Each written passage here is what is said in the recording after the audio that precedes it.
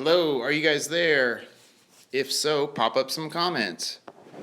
Man, there we go. Boom! Kansas bass fishing first. The struggle is real, man. I don't know why, but my phone was totally messing up there for a second. So, where we are at right now, I'm sitting in my kitchen.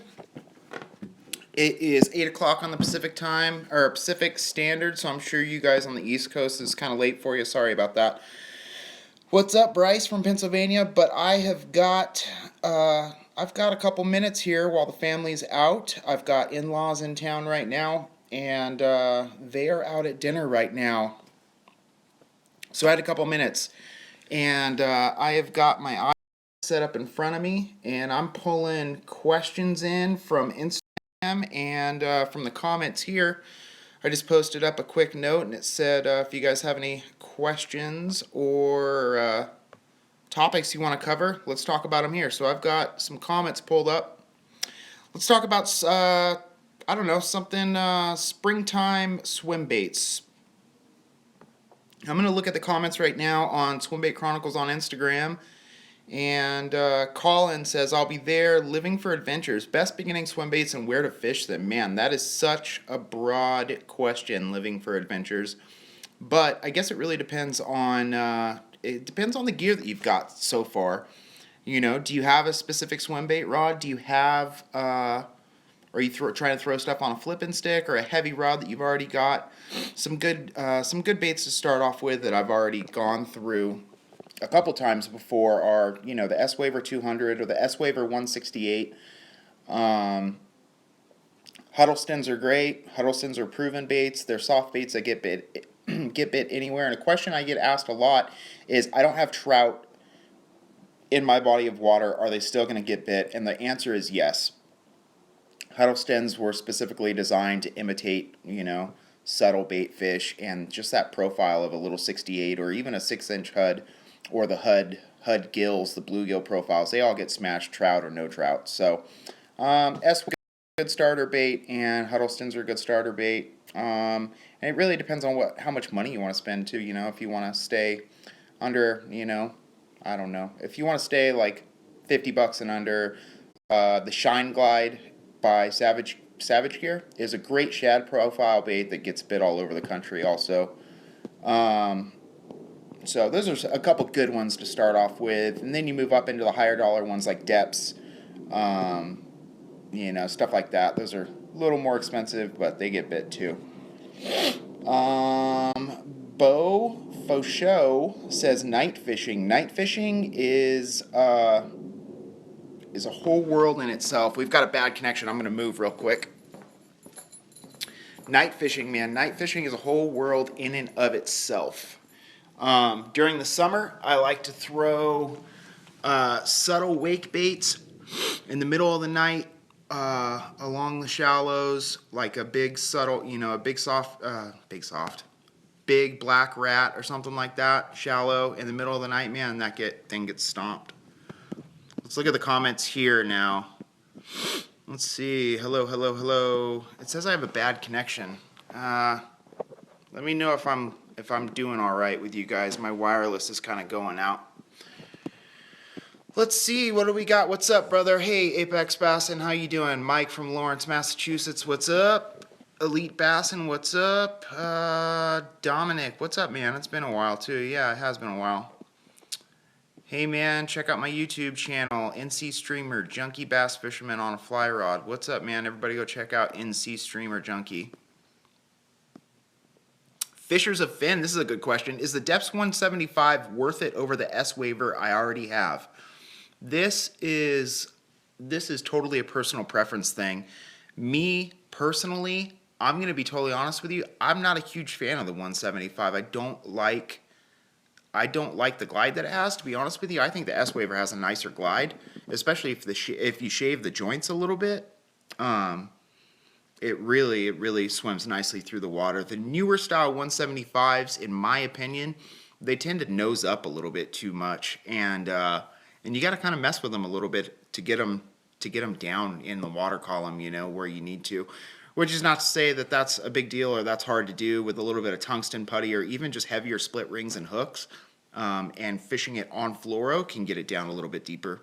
But me personally, if you're going to do a 175 to 200 class bait, I'm going with the S-Waver all day. That, or if you want to spend some money, get the Roman Main Negotiator. That's by far, in a way, my favorite, 6-7 inch class glide bait. That's just me though. Anyways, Bryce, what's up, man? John, what's up? There we go. Couldn't get it to load. Nice seeing you making videos again, James. Thanks, Johnny. I appreciate it, buddy. It's good to be back in the mix a little bit. Elite Bass, and I have a Muse Black 8-foot heavy. That's a great rod, man. I love mine. What's up, Raging Cajun? Best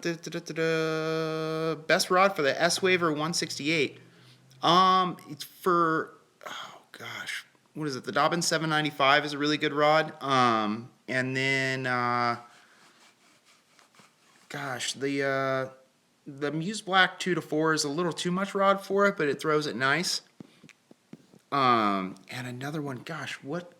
Oh, the Luz. I have no affiliation with Luz whatsoever, but I had one for a long time, and it was their extra heavy or heavy Luz speed stick, man. You can pick those up at Bass Pro for pretty cheap. You know what? I'm going to Google it right now on my iPad. I've got my iPad right down here. Luz speed stick Swimbait. But yeah, that Luz speed stick, man, it was like not that expensive. I've got it pulled up right here. Right here, $130. That's not bad, I think it was cheaper at Bass Pro. I think it was on sale or something. But it is a, let's see. It was like 3/4 to 2 ounce or something like that. But it was a good rod for the 168. I remember throwing it on that, and I really, really enjoyed how that threw it. It's got a real big bend in that rod, and yeah, you can pick them up pretty cheap. So that's a good rod for the 168. Let's go back through the comments here. You should do a video on your swimbait arsenal. That is definitely a plan. I have sold and traded and gotten rid of a lot of baits. And to be quite honest with you guys, my arsenal is pretty small right now. It's in like 5 or 6 boxes. I'm not I've got some really nice baits. I've got the mother, and I've got a hinkle, and I've got a hinkle trout on the way and stuff like that.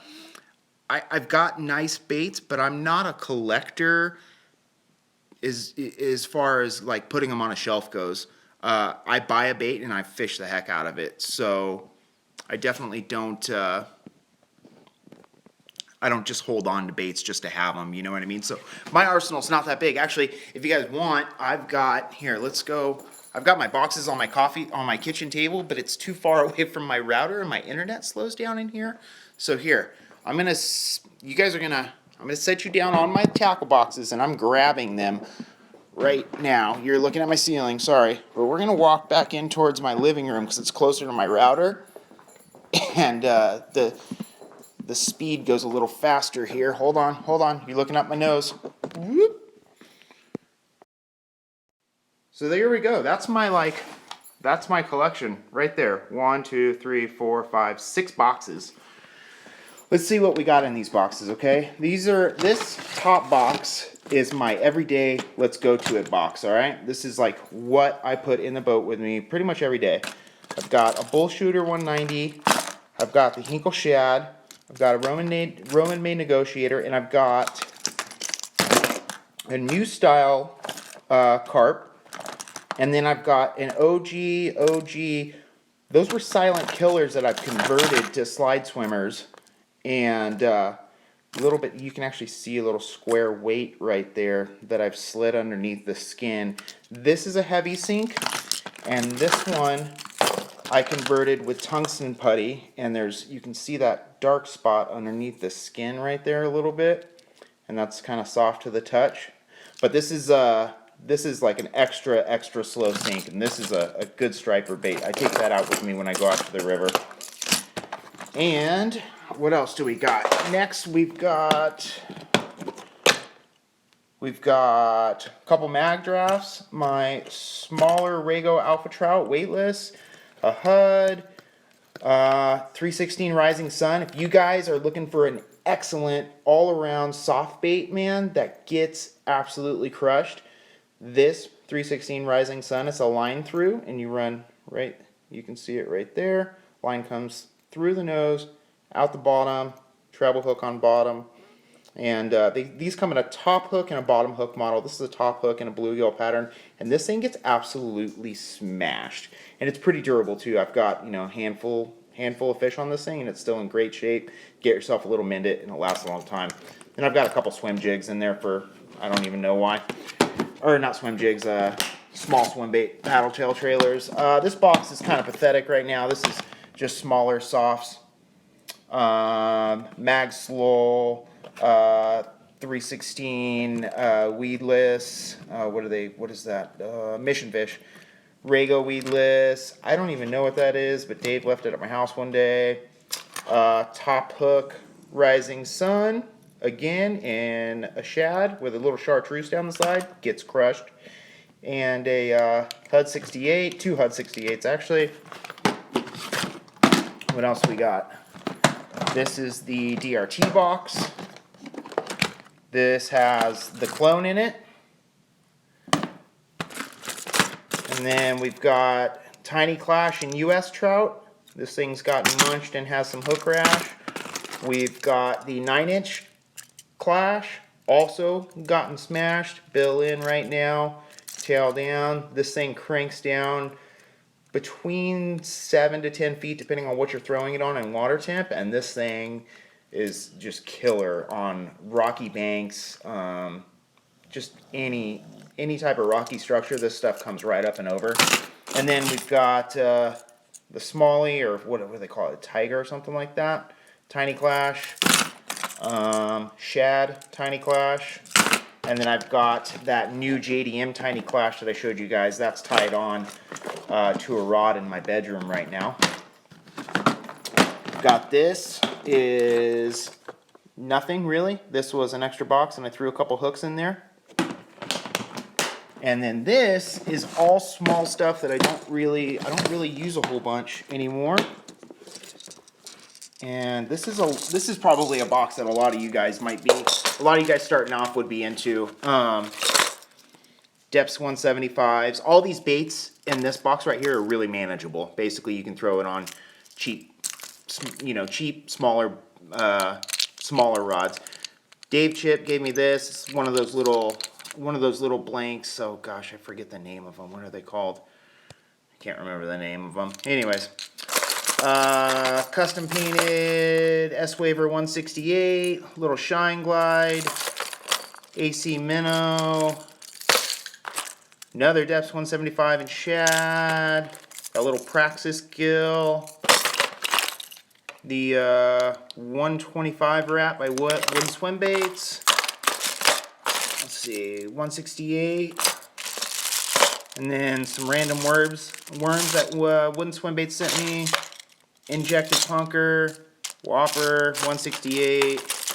This little thing, I forget who this is by. Live Target, cool little wake bait.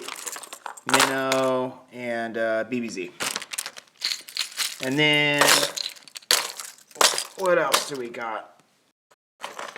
And then I keep I have a gun case that I keep my mother in, and my, what is it, the big alpha trout, the Rago weightless, and that's in here. Let me get that. This is a good way to carry some big, expensive baits.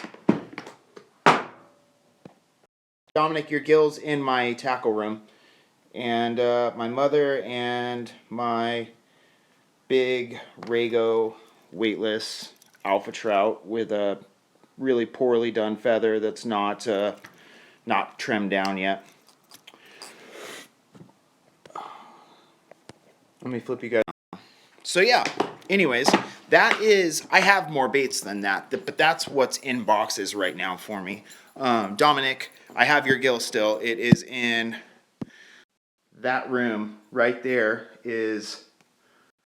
was my tackle room. but like I said, I have in-laws in town right now, so they are sleeping in that room. So all my gear is kind of on the fritz. It's kind of all over the house right now. My garage is an absolute mess, so nothing really stays in there. But anyways, so let's go back through the comments. That took longer than I wanted to. So, oh man, any trips with your striper fishing buddies soon? Actually, Dave just hit me up to go out today. Was it today or yesterday or something like that? And I couldn't go because I had to work.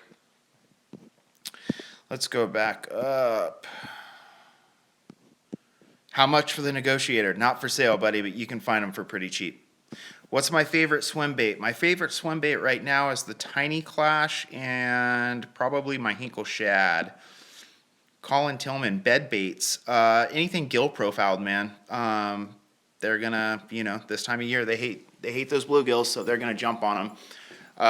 The Matt Lures Ultimate Gill I'm hot on right now. I need to order some. I had some, and then to be God honest with you, I don't know what happened to them. But those are super realistic, and they get bit. I'm gonna get a phone charger because I'm getting low on battery already. Man, this live feed absolutely crushes your battery. Oh, I like to cut open a mag giraffe, take out the harness, fix the bait up with Mindit, and use a 10-aught swim bait hook and throw it around staging bass on weed flats. Nate 85840. That is a mod that I saw just here lately, and it's a super, super ingenious way of fishing a mag draft. And someone just posted from a Japanese site the other day that they're coming out with a weedless mag draft. So, that's pretty cool on their behalf that they saw that people were doing that, and then they're taking that into account, and they're gonna start making those. Is there a Clash 9 tail mod? You can get the V-tails for the Clash 9-inch. As far as like a mod, that's not really like a mod. I mean, it's just an accessory that you can buy. I'm walking around looking for a plug. You guys, I'm sorry for moving all around on you. I've got to plug in my phone because it is quickly dying. Let's see here. What do we got? God, I have no freaking plugs in my house. Elite Bassin. This is living for adventures. What? I don't even understand that. Elite Bassin, you just bought a Deps 250. Cool. AZ Bass Assassin, have I ever fished any of the Arizona lakes? Man, I have not, and I'm supposed to get out there. Sooner than later, and I just haven't made the time or had the money yet. We're plugging me in. Give me 1 second. Oh. We are literally just sitting on the floor in my living room right now, you guys. This is how raw this mobile stream is. I know that these aren't your normal videos, our normal videos or whatever. Man, these things are so easy for me just to pop up, answer some questions, and get some content out to you guys. I hope you guys don't mind them, that there's not like crazy edits and all that stuff, but I think it's a good way to get content up and a good way to talk to you guys. And to be honest with you, I thrive off of like on the spot talking. I could talk about swim baits and fishing all day long, every single day. So this back and forth with you guys, not only does it make me kind of feel like I get to know you guys, the guys that are really jumping in on every single live stream, but I feel like I could do it all the time. You know what I mean? So, let's go. Any tips on getting DRT baits? This is a question that after yesterday or the day before's live feed, I've gotten like 10 times already. Bryce Fitz asks, any tips on getting DRT baits? So the thing is right now, OutdoorProShop.com or Monster Tackle gets limited batches of the U.S. colorways of the DRT baits every, couple times a year, multiple times a year. I don't know what their timeline is. But when they go on there, they sell, and they sell quick. The Clash 9 inches are probably like, to me, I think they're the easiest to get, and that tiger pattern or the Smalley pattern of the Tiny Clash is like the easiest to get. You can find those a lot, and they don't sell out as quick. But if you guys want to get those JDM colors, it's kind of hard. You gotta maneuver some Japanese auction sites, or you've got to know somebody that can get a hookup in Japan, basically. Swimbait Universe, buy, sell, trade. Swimbait Badlands on Facebook, and swimbaitunderground.com. In their classified section of the black market, they pop up fairly often, and you can get some good deals. You can get them better than retail sometimes. The JDM ones are more expensive than the US colors, so be prepared to pay some money if you want to get a cool JDM color. If you just want the stock colors, they average around $60. So, do you replace stock hooks on the baits? If so, what hooks do you go with? Ebro D-Way, Broadway. Oh, Broadway. I do replace stock hooks. I'm an owner fan. I've gone through a ton of different owner, phases basically, and right now I am using ST41s on the majority of my baits. The only thing with ST41s, they've got turned in tips on them, so that the tip of the hook goes like that, and man, it really does a number on the paint jobs on the hooks or on the baits. And to be totally honest with you, with the wooden baits like the Mother or the Negotiator, it chews them up, man. So I'm probably going to switch away from those. I liked, what was I using for a long time? ST56s? I was using those on almost everything. ST56 or 58?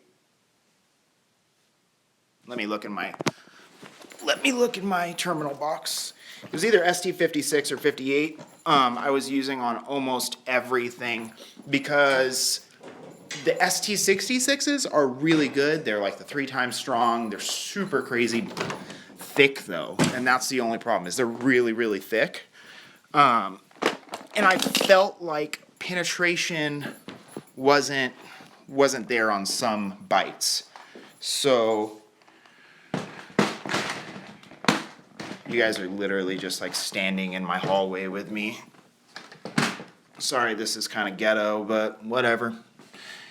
STX58. So I'll show you guys right now. Right there. STX58. Oh, that's backwards because of the thing. This is what I was using on like almost everything for a really long time, was STX58. They're 3 times strong or whatever, 3x strong, and they're a little thinner gauge than the 66s, and I like them a lot. And I felt like I got better penetration on the hook set sometimes. I'm trying to pull some out for you guys right now. Let's see here. Let's see if I can do this without spilling everything here. So the ST66 is a really thick, it's a really, really thick treble. Now these things are like next to unbreakable. These are great hooks, and I'm not saying that they're not. But if you look at the 58s, see how much thinner that is? So I liked them a little bit better. So, but right now I'm using the ST41s on almost everything, and I love them, man. They're so sticky sharp with that curved in tip, and they've got like more of a, what do they call it, a cutting edge on them. But the only thing with those things is you gotta use hook covers on them if they're gonna bang around in a box with other baits, because they'll roll the tip so easy. But they literally stick to like anything they touch. You know what I mean? So they're really good hooks. Let's go back and see what we've got. Oh, Apex Bassing. Enjoy my Clash 9. Really wanting to get a V-tail for it. Know where I can order one from. Monster has them. Little known fact, you can use the tiny Clash tail on the 9-inch and it works just fine. Hold on just a sec. I gotta yell at my dog. He's making noise. Duke! Sorry. My dog is back there making a ton of noise. So, anyways. He did an awesome video. Someone asked something about a line thing. I said, I think John Millis Jonathan Millis asked a question about line, and Bassin Northwest 503 says he did an awesome video on line about 6 months ago. Just watched it earlier today. Hold on just a sec. My dog is still making a whole bunch of noise. Duke! Silly dogs. Oh, let's see. Thoughts on rate of fall for spring and summer transition? That's a really good question.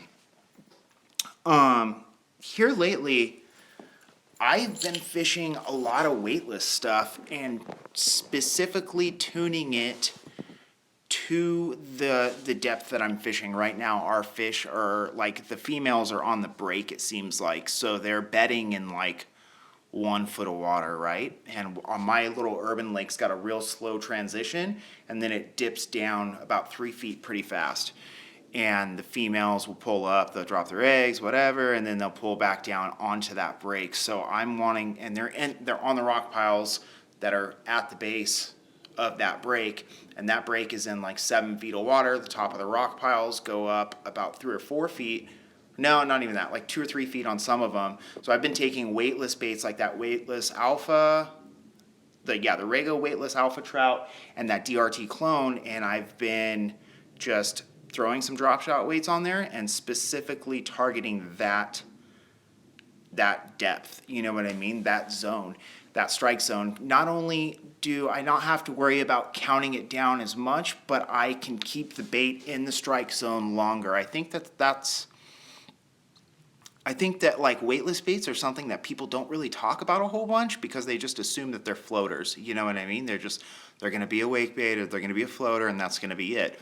But I think they're so versatile and such a rad tool to have in your toolbox because you can really target a very specific depth and you can stay in that strike zone for a really long time. As far as rate of fall goes, I don't really, to me it's like not necessarily a seasonal thing, how fast it sinks, you know what I mean? It's I'd say just base your rate of fall off of what they're doing. You know, in the winter, I'm going to run a heavier rate of fall because they're usually sitting on the bottom and I'm dragging a HUD or this or that. So, Ironbound says, you and crazy bass fishers should try and do a live kind of interview with each other, talking about your views on swim baits, etc. That'd be cool. I don't know him personally, but I know, sorry, I just laughed at Johnny's comment. But I know his videos and I know his Instagram and he seems like a really cool dude. Johnny K, haha, that made my dog look. My dog is named Duke. That's funny. NorCal Bass, and where do I buy my hook covers? I just get them off Tackle Warehouse. Let's see here. Where do I get my 13 fishing swim bait reels with 2 handles? You mean just the paddle handle? They come stock on the A3. The A3 13 fishing reel comes stock with a paddle handle and a power handle. Or no, does it? I don't know. Actually, I don't remember if I got a power handle with mine or not. Never mind. Don't listen to me. Josh Jansen, that reel comes with both type of handles. Okay, yeah, it does. I have the box in the garage, but I don't want to go all the way out there and check it. Everybody scram. Do they stock your home lake? No, they don't. Actually, I've been talking with a biologist and the manager that runs the lake here, and it finally looks like they're going to be stocking some different types of forage, which is great for me. There's only a couple people that fish our little lake. It's two young kids, 2 brothers, me and like 1 or 2 other people.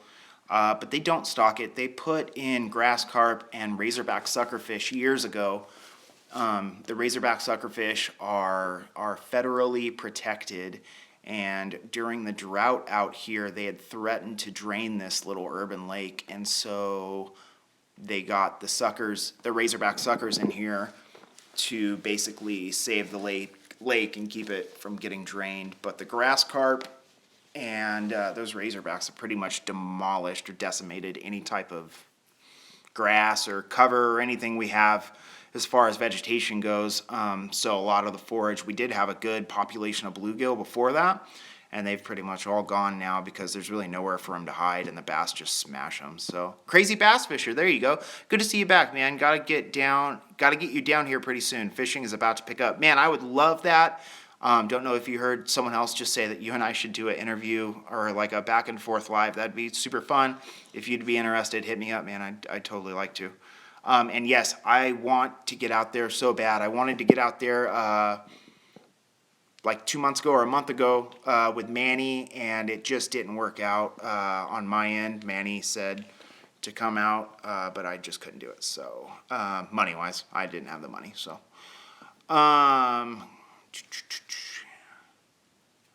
Bryce Fitz. The king is here. Yeah, Jeffrey is here. That's awesome. The king. Thoughts on the Dobyns 807? The Dobyns 807 is an excellent HUD rod, jig hook HUD rod. It's got a really good backbone to it and a fast tip, and it's a solid rod, as is all Dobyns, really. You look like you smoked the scaly rock. Thanks, Titus Hebrew. I don't know what that is, but we're going to go ahead and block you. I don't know what scaly rock is. Oh, Logan Gray at Pond Bass in 14. I just caught my first bass on a bullgill Monday. That's awesome, dude. If you had one swim bait to fish in the fall, what would it be? My one swim bait in the fall would probably be a negotiator. That fall bite, you know, in traditional gear, for you guys that throw traditional stuff, jerkbait bite is awesome, and you can fish that negotiator just like a jerkbait, basically. Oh no, it's saying I have a bad connection. Let's see here. What do we got? Oh, tackle advisors, out of curiosity, what's your preferred swim bait for overnight hours, wakers or deep thumpers? I like wake baits at nighttime. Like I said it a little while ago, a big profile rat bait, like a black rat, or something like the Bullshooter 190. I like a lot with the lip weight out and have it wake. It's a big profile and they can see it, and it throws off a little bit of thump, and it gets crushed. Pond Bass in 14, bullgill tips. To be honest with you, man, I have not fished the bullgill. But I would say with a moving bait, multi-segmented moving bait, kind of, if you know how to fish a spinner bait, put it in the same spots you would put a spinner bait. You know, get it back there in that tough cover, bring it up and over, you know, up and over stuff. Keep it moving, it'll get smashed. Bullgill tip number 1: have it repainted. Oh man. The bull shads and the bullgills aren't the prettiest baits, but man, they get chewed. So, would you say fast action? Okay, Paradise Pike says, would you say fast action or medium fast is in a better first swim bait rod? I'm thinking you're asking, is fast or medium fast better in a first rod? Not sure between the Muse 8-foot 4-8 or the Genesis 3-10 medium fast. Paradise Mike, I think that is personal preference a little bit. A moderate action rod or a medium action rod is always going to be a little bit better choice for treble hooks, because you've got that bend that's going to act as a shock absorber, and it's going to keep those treble hooks pinned. Me personally, with fishing the Muse series, I've pretty much gone all to either mono or co-poly, like Iserline XXX or just big game. And I've compensated for that heavy backbone and that fast tip. And to be honest with you, I really, really like it. I've really enjoyed the Muse series, and yeah. So I would say that that's a personal preference on your end, and if you fish traditional gear and you've had a preference one way or the other, look at your crankbait. Look at your favorite crankbait rod. If you're going to be throwing hard swim baits, look at your favorite crank rod and see what action that is, and maybe just muscle that up a little bit to what would handle the swim baits you're going to throw, and that'd probably be the rod that you would like. Whew, I gotta take a breath there. Ryan Moreland, why do I keep missing hook sets on soft baits? What's soft bait? A jig hook HUD? If it comes down to that, that could be a lot of different reasons, you know. A soft bait jig hook bite can be one or the other, you know. Sometimes it can be just a tick, and you don't even know that they bit it, you know what I mean? Or it can feel like a freight train hit it. All I can say on a soft bait that is a jig hook, reel down, swing for the fences, man. And, you know, hook sets are free type thing. You got to really drive that big jig hook up into the top of the mouth on a HUD. You know, an 8 or a 10 inch, you really got to drive that thing home. And if they're short striking it, you know, if you feel like they're just not taking it enough, maybe try a stinger hook setup. You can look Tactical Bassin. Matt has a great video on single strand wire stinger rigs, and maybe that, you know, will give you a little more confidence or help you get a better hookup ratio. Give me 1 second, guys. I'm going to take a drink of Red Bull here. My mouth is getting dry.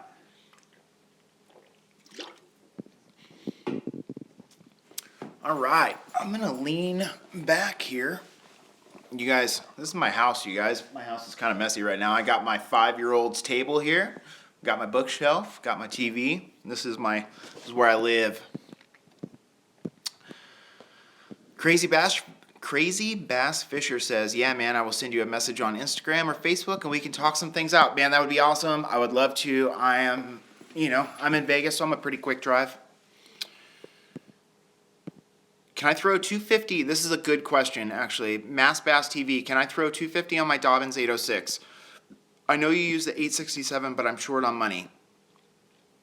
The 806 can handle a 250, and that was the first rod I had.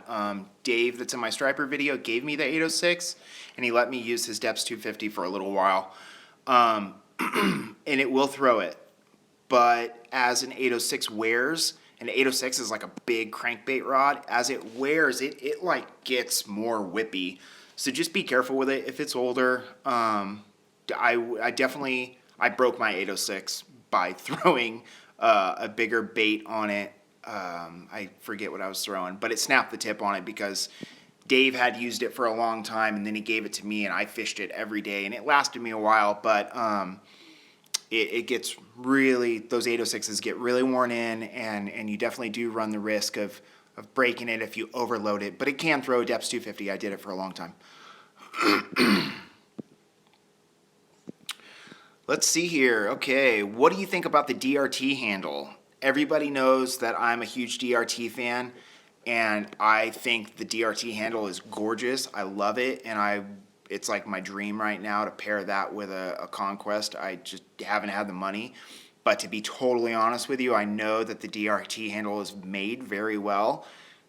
It's precision machined and all that stuff, but God, it's so expensive and I can't justify spending the money on it. So I think it's really nice, and I think that if I had the money, like a lot of excess money, then I would totally buy it. But let's see, Jeff Cachero, have you used the Phony Frog USA Shad? Some say it's a Hinkle knockoff. I have not owned a Phony. I've fished a Phony. Whether it's a Hinkle knockoff, I don't personally think so. I think there's some other shad profile baits out there that definitely take a lot more cues from the Hinkle than that does. But I think the Phony's a really great bait. I think it gets bit. Colin Tillman, what do I think about the Akuma Guide Select? It's a good rod. It's a good budget-minded rod, and honestly, it's the older ones are a little heavy. So I got a 13 fishing A3 reel with a free Defy Swimbait rod at the Fred Hall show. Any info or feedback on the Defy rod? A couple people have asked me about this. Eric G asked this question. A couple of people have asked me about the Defy series, and I haven't used them, so I couldn't give you any word on that. But yeah, the A3, hopefully you'll love it, man. I love mine, and I think it's a good, solid reel. Uh-oh, I hear my garage open. I think my family's home. Let's do 2 more questions. RC Enigma says, I think the 867 is better fit for 250, but that's just me. RC Enigma, you are definitely right. The 867 is definitely better for the 250. He was asking if you can throw a Deps 250 on an 806, and it definitely does. All right, let's do one more question. One more question. Do I prefer to fish braid in weedless situations? Evan will. I do prefer braid in weedless situations because I think if you're throwing a weedless bait into really heavy cover. Now I'm not using braid on all of my weedless apps. If I'm throwing a weedless bait like the 316 weedless Rising Sun or the Rago weedless and I'm throwing it around cover, I'm going to throw it on fluoro. But if I'm throwing it into heavy grass and I'm throwing it into pockets and into really tight cover, then yes, I'm going to use braid. No leader, I'm just going to use 80-pound braid. So, well, guys, thanks for jumping on. This has been 41 minutes and 13 seconds. That I titled this Springtime Fishing, but we didn't really get into springtime talking. But my family is home from dinner, and they brought dinner for me. Paradise Pike says, when is the next live stream? With the advent of mobile live streaming, this is super easy for me to get content out to you guys. So I will probably be doing this on the regular. You guys, it's just like I got a wild hair. 20 minutes ago, I had some free time, or 40 minutes ago, I had some free time. The family was out, and I could jump on with you guys. So I will probably be doing this a lot more often because it's a really easy way for me to get to you guys and answer some questions and get content out to you guys. So anyways, if you guys haven't already, click the thumbs up button for me. It helps the channel. And if you're not subscribed and you're watching this, make sure to click the subscribe button below. Jeffrey the King, let's get together, man. I would love to do that. And other than that, man, thanks, guys, for jumping on. I appreciate it. Tight lines. Stay safe out there, and I will see you next time. Peace.